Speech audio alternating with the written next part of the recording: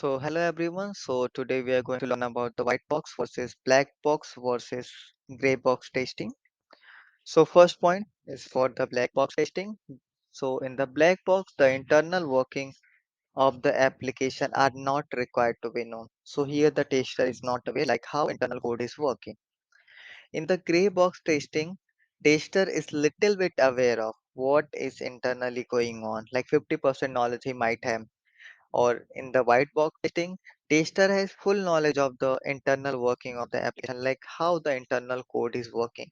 If end user, tester, or any developer is providing some input, like two input he is providing, input one as a 30, input two as a 20, and he want to do addition, then tester is aware like the output should be 10 plus 30 equal to 40 only. So he is aware like how the internal code is working. Second point, black box testing is also known as the closed box testing, data driven testing, and functional testing. Because in the black box, we are checking the functionality only, that the particular functionality is working fine or not. Data driven means you are providing input and you are getting some output. That's why it is known as the data driven testing.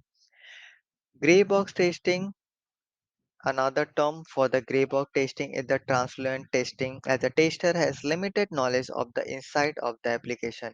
In the gray box testing, tester has not complete knowledge or not nullified. He has like partial knowledge about the internal working.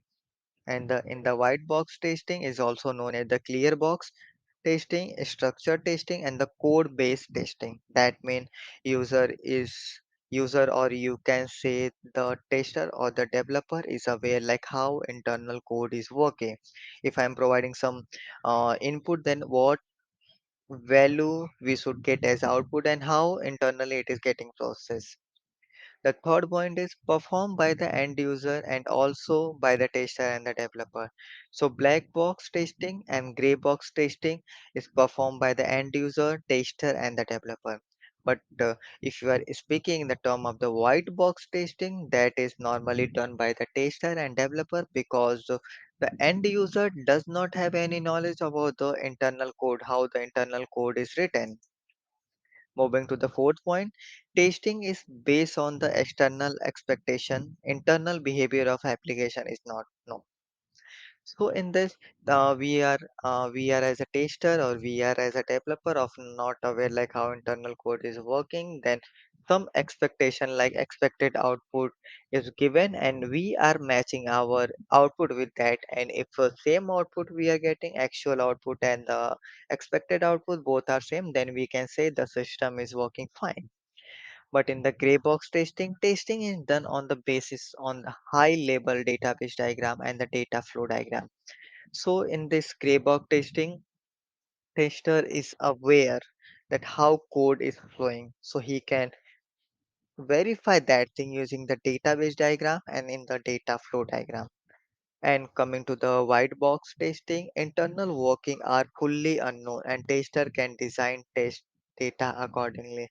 So here user are aware like if I'm providing some input, input 1 I'm providing as a 10, input 2 I'm providing as a 30, then what output I am getting and what is expected and how internally it is getting processed and it is displaying the output. So at that scenario, user or tester or your developer can write multiple test cases to validate different possibilities.